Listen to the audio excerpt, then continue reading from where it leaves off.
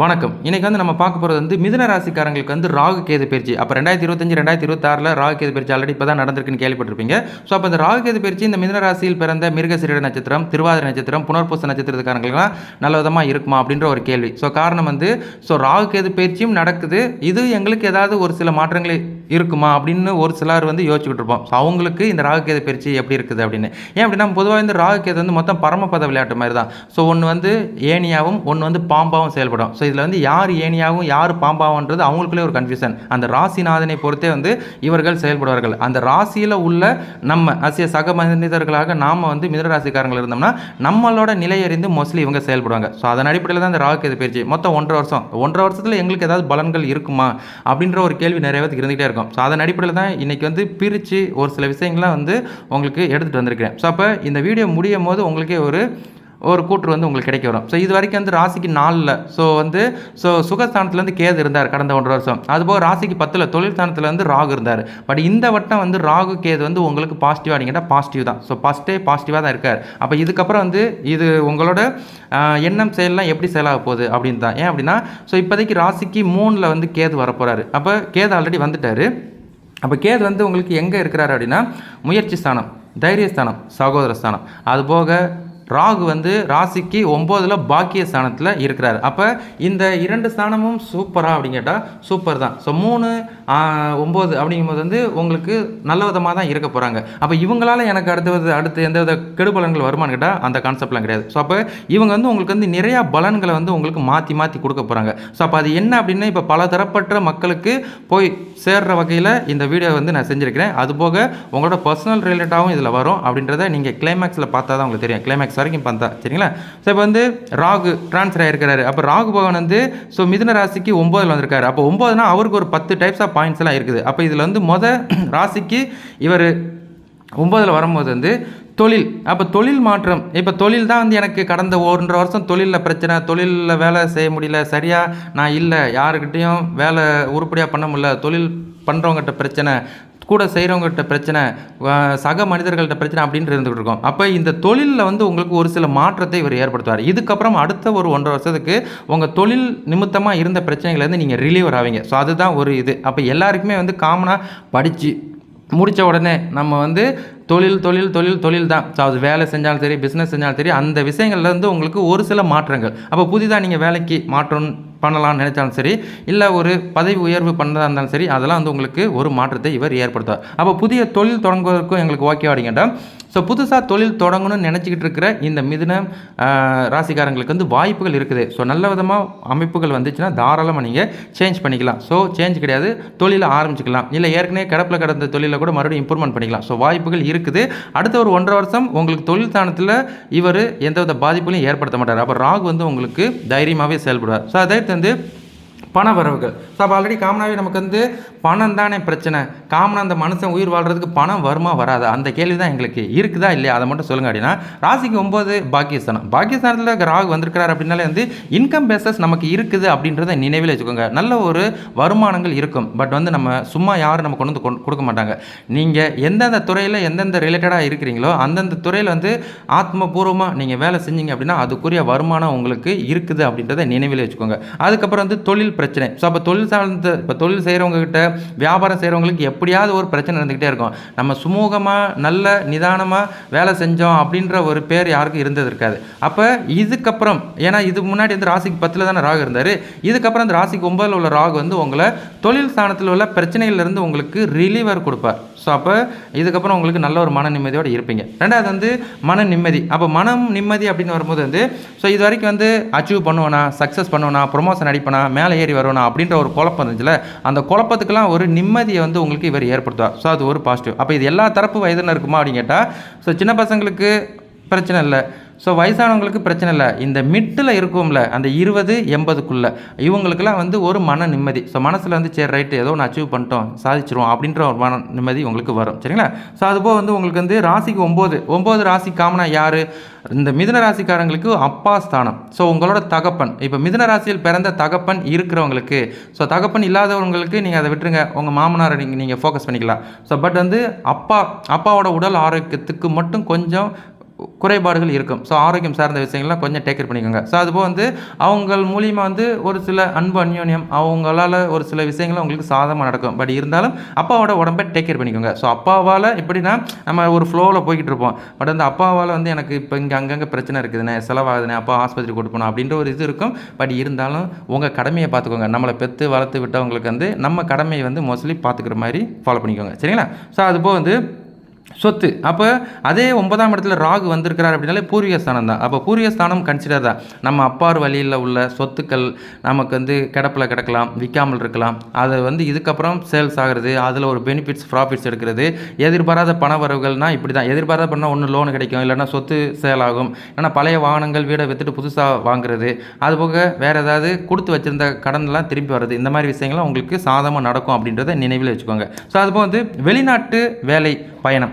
So வெளிநாட்டுக்கு வேலைக்கு போகிறவங்களா இருந்தாலும் சரி, வெளிநாட்டு பயணங்கள் போகிறதா இருந்தாலும் சரி, வெளிநாட்டுக்கு படிப்புக்கு போகிறவங்களா இருந்தாலும் சரி, வாய்ப்புகள் இருக்குது அப்படின்றத நினைவில் வச்சுக்கோங்க. அப்போ இது ராகு தான் உண்டு பண்ணுவாரான்னு கேட்டால் ஆமாம், அவர் தான் உண்டு பண்ணுவார் அப்படின்றத நினைவில் வச்சுக்கோங்க. சரிங்களா? ஸோ அதுபோல் வந்து கணவன் மனைவி. ஸோ காமனாக வந்து கணவன் மனைவினே நாங்கள் வந்து ஹஸ்பண்ட் அண்ட் ஒய்ஃபு கடந்த 1.5 வருஷம் ஸோ ஒன்றும் சொல்லிக்கிற அளவுக்கு இல்லை, இந்த வருஷனால நல்ல விதமாக வாழ்வோமா, எந்தவித கருத்து வேறுபாடு இல்லாமல் நாங்கள் பேலன்ஸ் பண்ணுவோம் அப்படின்னு கேட்டால் அதுக்கும் இவர் உங்களுக்கு உண்டு பண்ணுவார். ஸோ ஏன் அப்படின்னா கணவன் மனைவி அப்படின்னாலே வந்து ஒன்று பிள்ளைங்களுக்கு செய்யணும், பொருளாதார நிலைமையை வந்து ஸ்டெபில் பண்ணணும். அது போக மனைவி கேட்குறத கணவன் வாங்கி கொடுக்குறதும், கணவர் கேட்குறது மனைவி வாங்கி கொடுக்குறது, இந்த சிம்டம்ஸை உங்களுக்கு இவர் ஏற்படுத்துவார். ஸோ அது ஒரு பாசிட்டிவாகவே இருக்குது. ஸோ அதாவது வந்து உங்களுக்கு வந்து ஸோ படிப்பு, ஸோ பசங்களுக்கு வந்து படிப்பு நல்லா படிப்பீங்களா அப்படின்ற ஒரு கேள்விக்கு வந்து படிப்புக்கு உங்களுக்கும் சம்மந்தம் கிடையாது. பட் இருந்தாலும் இவங்க வந்து இந்த படிக்கிற பசங்களை இதுக்கப்புறம் கெடுக்க மாட்டாங்க.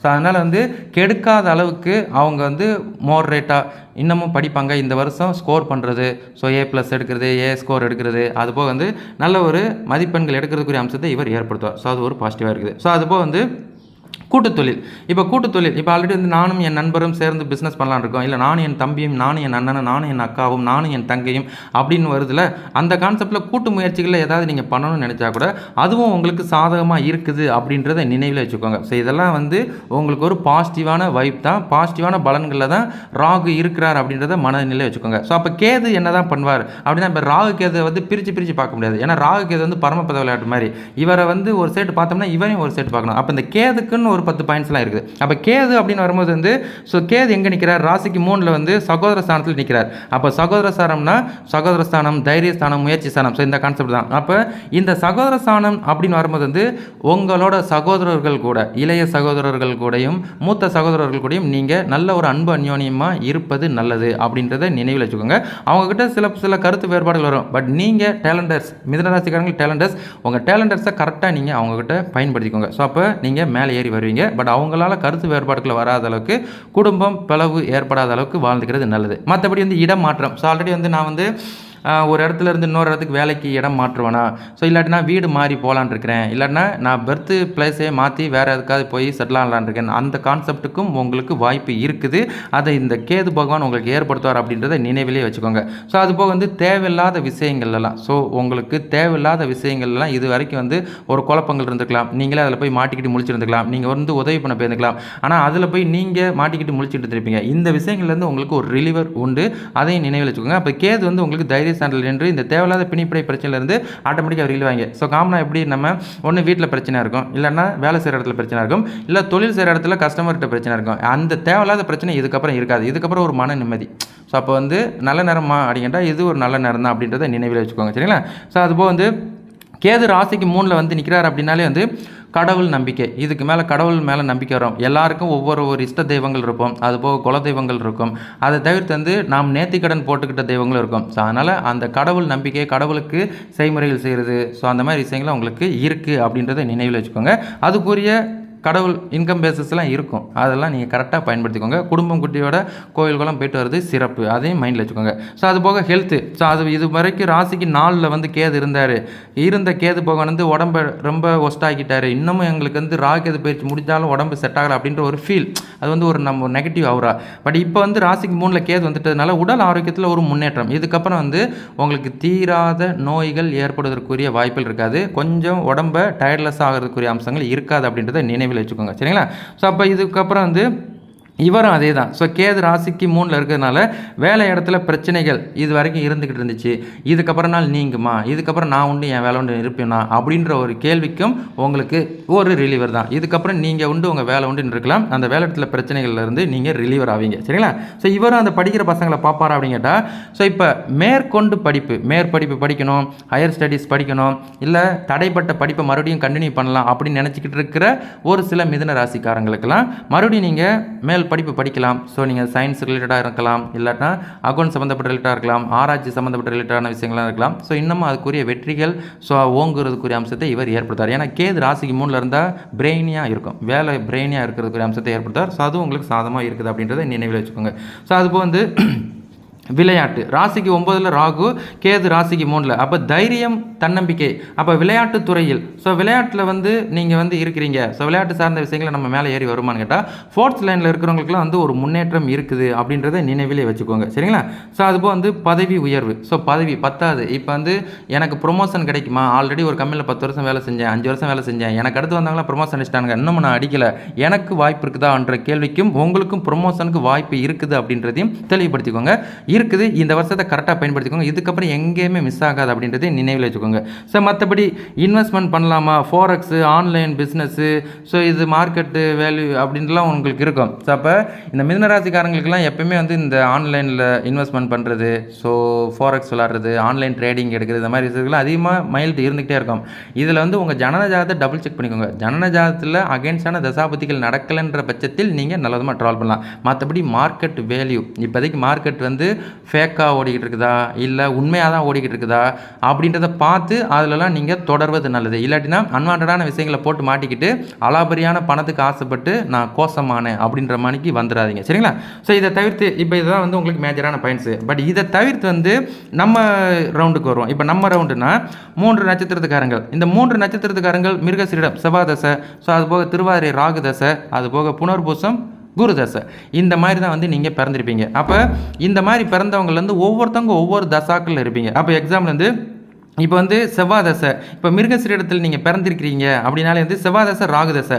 அப்போ இந்த படிக்கிற பசங்க இன்னமும் கவனமாக தான் படிக்கணும் அப்படின்றத நினைவில் வச்சுக்கோங்க. அவசரப்பட்டு எந்தெந்த விஷயங்களும் செஞ்சுக்காமல் இருக்கிறது நல்லது. அதுபோல் வந்து அதே வந்து ஸோ இந்த திருவாதிரை 2வது அதில் பிறந்தவங்களுக்கும் 18வது வயசு வரைக்கும் ராகு தசை. 18வது வயசுக்குள்ளே மட்டும் இருக்கிறவங்களுக்கு படிப்பு கொஞ்சம் சுமாராக தான் இருக்கும். அதுக்கப்புறம் உங்களுக்கு நல்ல ஒரு படிப்பு ஸ்தானம் இருக்கும் அப்படின்றத நினைவில் வச்சுக்கோங்க. அதை தவிர்த்து வந்து ஸோ இந்த புனர்பூச நட்சத்திரத்தில் இருக்கிற மிதுனம் புனர்பூச நட்சத்திரத்துக்காரங்களுக்கு வந்து படிப்பு உங்களுக்கு நல்லாவே இருக்கும். 16வது வயசு வரைக்கும் குருவே திசை நடத்துறதுனால ஓகே ரகம் தான். ஸோ அப்போ படிப்பை பற்றி பிரச்சனை இல்லை. இப்போ இதுக்கப்புறம் இந்த மிட் ஏஜ் 25 இங்கிட்டு 18 இங்கிட்டு 35 வரைக்கும், அப்போ உங்களோட ஜாதகங்களில் நீங்கள் வந்து எந்த நட்சத்திரமாக இருந்தாலும் சரி, மிருகசீரிடம், அப்புறம் வந்து திருவாதிரை, புனர்பூசம், இந்த நட்சத்திரங்கள் நீங்கள் இருக்கிறீங்க அப்படின்னா உங்களோட ஜனன ஜாதகத்தில் நீங்கள் டபுள் செக் பண்ணிக்கோங்க. ராகு தசை இன்னமும் ஓடுது அப்படின்னா உங்களுக்கு வந்து பேலன்ஸ் பண்ணுவீங்க. பட் வந்து நம்பிக்கை துரோகம், நம்பி ஏமாறுற கதைகள்லாம் இருக்கும். ஸோ அதனால் கூட உள்ளவங்கள்ட்டலாம் கவனமாக பார்த்துக்கோங்க. அதுவே உங்களுக்கு வந்து குருவே தசையை நடத்துகிறார் அப்படின்னா நீங்கள் தப்பிச்சுக்கிட்டீங்க. ஸோ இதில் யாருக்கு குரு தசை நடக்கும் அப்படின்னா இந்த மிருகசீரிடத்துக்கு வந்து 25லேருந்து 41 வரைக்கும் நீங்கள் இருக்கிறீங்கன்னா குரு தசை தப்பிச்சுக்கிட்டீங்க. ஸோ 41லேருந்து 60 சனி தசை மாட்டிக்கிட்டீங்க. ஏன்னா சனி தசை ஓடுறதுனால ஹெல்த்தை டேக் கேர் பண்ணிக்கோங்க. ஸோ அதுபோல் வந்து எல்லார்ட்டையும் கவனமாக இருந்துக்கோங்க. 60க்கு மேலே நான் இருக்கிறேன் அப்படின்னா புதன் தசை உங்களை வாழ வைக்கும். புதன் தசை உங்களை பேலன்ஸ் பண்ணும். 60லேருந்து 77 வயசு வரைக்கும் புதனே திசை நடத்துவார் இந்த மிதுனம் மிருகசீரிடத்துக்கு. ஸோ அதுபோல் வந்து இந்த திருவாதிரைக்கு வந்து உங்களுக்கு வந்து 20வது வயசுலேருந்தே உங்களுக்கு வந்து குரு தசை ஸ்டார்ட் பண்ணுவார். அப்போ குரு தசை 34வது வயசு வரைக்கும் குரு தசை. அப்போ 34வது வயசுக்குள்ளே இருக்கிற இந்த திருவாதிரை நட்சத்திரத்துக்காரங்களுக்கு வந்து பெனிஃபிட்ஸ் தான். உங்களுக்கு இந்த ராகுகேது பயிற்சி பாசிட்டிவாகவே இருக்கும். உங்களை வீழ்த்துவதற்கு வாய்ப்பு இல்லை. அதே வந்து இந்த 34லேருந்து 53க்குள்ளே நீங்கள் வந்து இருக்கிறீங்க, திருவாதிரை நட்சத்திரத்தில் பிறந்தவங்க சனி தசையில் இருக்கிறீங்க அப்படின்னா கேர்ஃபுல்லாக இருந்துக்கோங்க. உடம்பு சுற்றி பழக்க வழக்கங்கள் எல்லார்ட்டையுமே கவனம் தேவை. சரிங்களா? அப்போ 53க்கு மேலே நான் 70க்குள்ளே இருக்கிறேன் அப்படின்ற இந்த திருவாதிரை நட்சத்திரத்துக்காரங்களுக்கு ஓகே ரகம் தான். ஸோ இந்த இவர் வந்து புதனே திசை நடத்துவார். இந்த ராகுகேது பேச்சு உங்களுக்கு சூப்பராகவே இருக்கும். சரிங்களா? ஸோ அதை தவிர்த்து 70க்கு மேலே நான் இருக்கிறேன் அப்படின்னு சொல்கிற அந்த திருவாதிரை நட்சத்திரக்காரங்களுக்கு கேது தசை, ஹெல்த்தை நல்ல விதமாக டேக் கேர் பண்ணிக்கோங்க. ஸோ ஹெல்த்து மூலியமாக இந்த ஸ்கேம் இந்த மாதிரி விஷயங்கள்லாம் மாட்டிக்காத அளவுக்கு கவனமாக எடுத்துக்கோங்க. சரிங்களா? ஸோ அதை தவிர்த்து வந்து லாஸ்ட்டு புனர்பூசத்தில் 16 வரைக்கும் குரு தசை, 16க்கு அப்புறம் 35 இருக்கிறவங்களுக்கு வந்து சனியே திசைன்றதாரு. நீங்கள் கேர்ஃபுல், கவனம். சனி திசை நடக்குது அப்படின்னாலே வந்து கவனமாக இருக்கணும். ஸோ அப்போ 35வது வயசுக்குள்ளே புனர்பூசத்துக்கு. அதுபோக 35லேருந்து நான் 52 தான் இப்போதைக்கு இருக்கிறேன். நான் வந்து புனர்பூச நட்சத்திரம் இந்த ராகு கேது பயிற்சி நல்லா இருக்குமான்னு கேட்டால் உங்களுக்கு நல்லா தான் இருக்கும். உங்களை இவர் பேலன்ஸ் பண்ணார், உங்களை டீக்வாலிஃபிகேஷன் பண்ண மாட்டார். சரிங்களா? அதனால் ஸோ உங்கள் ஆட்டம் எவ்வளோன்றது அறிந்து அதுக்குள்ளே ஆடிக்கிறது நல்லது. சரிங்களா? அதுபோக 52லேருந்து 59 நான் கேது திசையில் இருக்கிறேன் பிரதர், எப்படி பிரதர் அப்படின்ற ஒரு கேள்விக்கு, கேது திசை டேஞ்சர் தான். சரிங்களா? கேது வந்து உங்களுக்கு முரண்பாடு காட்டுவார். பட் புதன் இவருக்கு நட்பு வீடாகவே இருந்தால் கூட கேது திசையில் கவனம், எச்சரிக்கை முக்கியம். சரிங்களா? ஸோ அதுக்கப்புறம் வந்து அண்ணே நான் வந்து 59லேருந்து 79 அப்படின்னு சொல்கிற புனர்பூசத்துக்கு நட்சத்திரத்துக்காரங்களுக்கு வந்து சுக்கிரனே திசை நடத்துவார். சுக்கிரன் உங்களுக்கு சூப்பர் தான். சுக்கிரன் இந்த ராகு கேது பயிற்சியில் உங்களை வீழ்த்துவதற்கு வாய்ப்பில் உங்களை அடுத்த கட்டத்துக்கு கொண்டு வருவார். சரிங்களா? அப்போ 79க்கு மேலே நான் இருக்கிறேன் அப்படின்னு சொல்கிற ஒரு சிலருக்கு சூரியன் திசை உங்களுக்கும் ஒரு ப்ரொமோஷன், பொசிஷன், போஸ்டிங்கு, அது போக நல்ல ஒரு அமைப்பு இருக்கும் அப்படின்றத நினைவில் வச்சுக்கோங்க. மற்றபடி வந்து ஏன் இந்த விஷயத்தை உங்களுக்கு நான் இந்த இதை கொண்டு வந்திருக்கேன் அப்படின்னா, இங்கே நமக்கு ராகு கேது தசாவை நடத்தினாலும் நம்ம ஜனன ஜாதத்தில் நடக்கிற தசா புத்திகளின் அடிப்படையிலையும் தான் நமக்கு வந்து இந்த ராகு கேது பயிற்சி பலன்கள் செய்யும் அப்படின்றத நினைவில் வச்சுக்கோங்க. அவரவர் ஜனன ஜாதத்துக்கு இந்த தசாக்கள் மாற்றம் அறியும். சரிங்களா? மற்றபடி நம்ம ராகு கேது பயிற்சி வச்சு மட்டும் நம்மளோட ராசி பலன்கள் வந்து செயலாகுமான்னு கேட்டால், ராசி மட்டும்தான் இந்த ராகு கேது பயிற்சியை வச்சு செயலாகும். சரிங்களா?